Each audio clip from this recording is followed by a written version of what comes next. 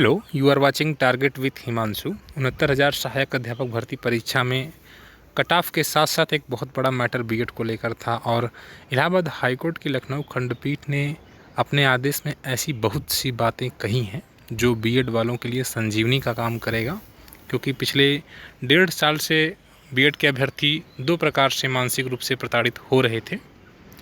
High court ने कहा है कि एनसीटी नोटिफिकेशन 23 अगस्त 2010 और 28 जून 2018 के अकॉर्डिंग जो स्पेशल अपील 165 नंबर की गई थी, खासकर से ये बीएड अभ्यर्थियों की ओर से दाखिल की गई थी।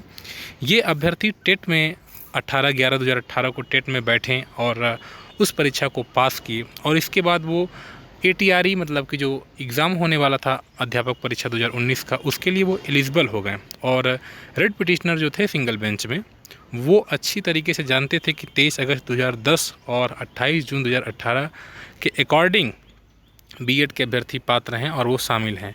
और उस दौरान उन्होंने कभी भी उनकी वैलिडिटी को चैलेंज तक नहीं किया। लेकिन जब कट ऑफ मैटर चला गया लखनऊ सिंगल बेंच में, तब जाकर इन्हें याद आया और तब उन्होंने ये सारी बातें कोर्ट में रखी। वो ये बात जानते थे कि बीएड के अभ्यर्थी पहले से ही मतलब पात्र हैं।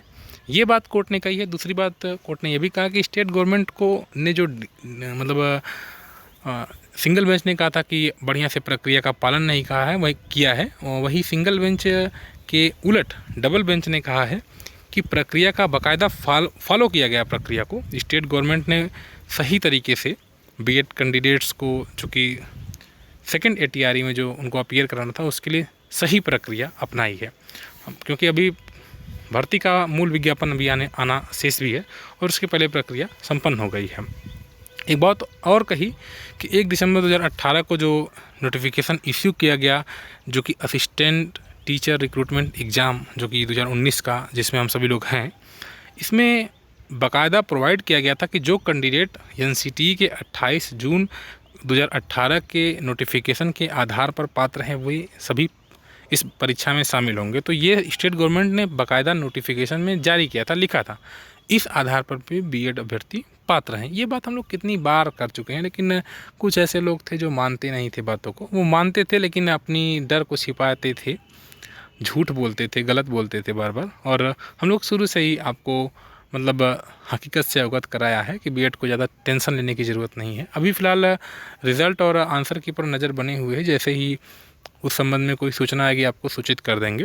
हालांकि पीएनपी पर कार्य चल रहा है, ये इन्फॉर्मेशन है, ठीक है।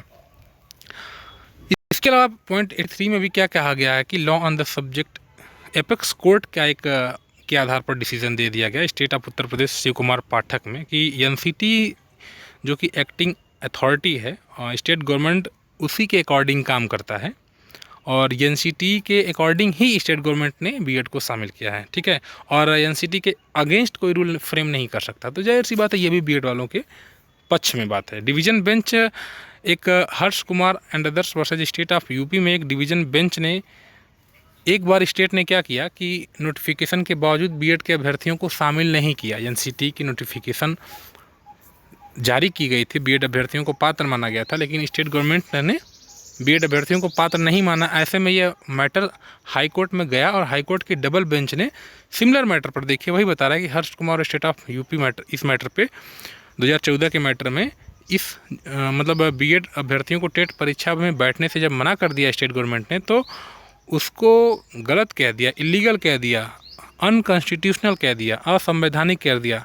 तो जब बीएड अभ्यर्थी पात्र थे तो आप उनको अपीयर कराना चाहिए। तो जब अपीयर स्टेट गवर्नमेंट ने नहीं कराया तो उसको असंवैधानिक कोर्ट कर चुकी है।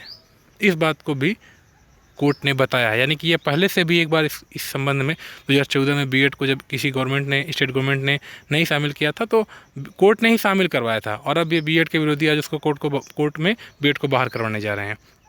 इसके अलावा एपेक्स कोर्ट ने state of UP versus Shiv Kumar Pathak में कहा है कि एलिजिबिलिटी कंडीशंस जो होती हैं असिस्टेंट टीचर की, वो एनसीटी के द्वारा निर्धारित की जाती हैं और वो स्टेट पर बाध्यकारी होती हैं।